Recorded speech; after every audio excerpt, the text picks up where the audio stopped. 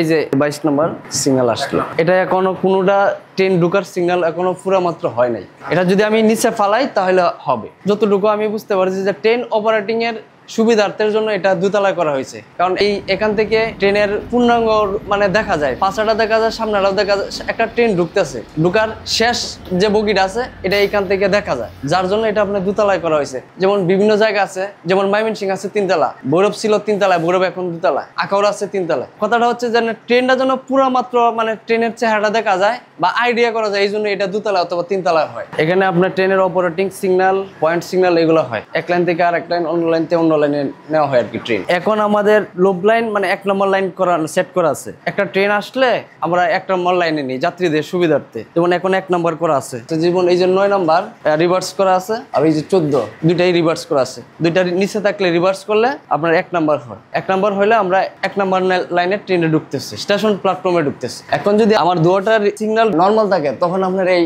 1 নম্বর line, এই যে 14টা তখন এটার সাথে সোজা অ্যাডজাস্ট হয়ে যাবে। ওই যে এটা এই 9 নম্বর অ্যাডজাস্ট হয়ে যাবে। প্রথম যে ঝুলানো সিগন্যালটা হচ্ছে এটা হলো 25, এটা হলো আউটার, এটা হলো প্রথম সিগন্যাল। ওইটা দেখিয়া যে কনফার্ম হয় যে আমার স্টেশনে যাওয়ার মতো সিগন্যাল দেওয়া হয়েছে। তারপরে যদি ওইটা যদি হঠাৎ যদি কোনো ত্রুটি দেখায়, তারপরে আপনার এই 22 নম্বর সিগন্যাল আছে। 22 নম্বর সিগন্যাল যখন দেখবে যে পূর্ণাঙ্গভাবে হয়েছে তখন সে স্টেশনে ঢুকতে পারবে। আর 22 যদি না হয় তাহলে দেখা গেছে আপনার তারা এই ফোন সিগন্যালের থেমে যাবে, মানে স্টেশনের এই পয়েন্টের অপর ইয়াতে সিগন্যালের ওই দাঁড়ায় থাকবে। এটা হচ্ছে আপনার যদি সোজা এভাবে থাকে তাহলে হচ্ছে এটা হলো আপনার ডেঞ্জার, মানে সিগন্যাল দেওয়া হয় না। আবার যদি আমার আর্মটা যদি উপরে থাকে, এভাবে যখন থাকে তখন মানে ট্রেন আসার সংকেত দেওয়া হয়েছে, ট্রেন ঢুকবে, এটা হচ্ছে আমার আসার সিগন্যাল। এই দুইটা সিগন্যাল আছে পয়েন্ট, এটি আমরা নিজেরাই উঠানামা করি, এবং আমার ট্রেন ঢুকানোর যে সিগন্যালগুলো আছে ওইটা আবার আমাদের মাস্টার সব নিচে অপারেটিং এর আছে, স্লট আছে, ওই স্লট দিলে পরে আপনার এই সিগন্যালে টস্ট শব্দ হয়, শব্দ হওয়ার পরে আমরা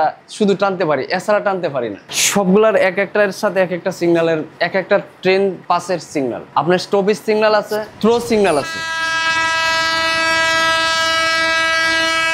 ওই যে লালটা দেখা যাচ্ছে ওটা হচ্ছে আর্ম সিগন্যাল। এখন নরমালে আছে, যখন এটা আর্ম যখন সোজা হবে তখন স্টেশন থেকে ট্রেন বাহির হয়ে যাবে। এই সাদা যে সিগন্যালটা দেখা যাচ্ছে এটা হচ্ছে হোম সিগন্যাল, এটা যখন ট্রেন ঢুকে এটাই হচ্ছে মেইন সিগন্যাল। কোনো কারণবশত হয়তো আউটার হয় না, আউটার না হইলেও তারা আমরা অ্যাডভান্স স্টার্টার থেকে এই হোম সিগন্যাল পর্যন্ত আসে, দেখা গেছে এই হোম সিগন্যালটা হইলেই তখন এলএম সাহেব বা লুকোমাস্টার তখন উনি কনফার্ম যে আমার সিগন্যাল পুরা মাত্র হয়েছে, তারপর কনফার্ম হওয়ার পরে উনি এই সিগন্যালটা দিকেই উনি স্টেশনে ঢুকে টান দেওয়ার পরে আপনার হবে এই চাকাগুলো ঘুরবে, ঘোরার পরে তারগুলার ডেলিভারি হবে, ডেলিভারি হওয়ার পর এনে যেরকম হুইল উপরেও সেম হুইল আছে, ওই হুইলগুলো তখন এই তারের সাথে অ্যাডজাস্ট করা আছে, ওইটা ওইভাবেই ঘুরে আর কি। ওই সিগন্যালটা মাঝে মাঝে বেশি চাপ খাইলে তখন এটা উল্টা যায়, উল্টা যাওয়ার কারণে দেখা গেছে আপনার পুরো কেবিন স্টেশনেই লক হয়ে যায়। ওই 20 নম্বর সিগন্যালটা যদি উল্টো দিকে জায়গা তাহলে এটাকে বলে ওভারড্রাম। ওভারড্রাম হয়ে গেলে তখন পুরো স্টেশন কার্যক্রম পুরোটা স্থগিত হয়ে যায়। তখন আবার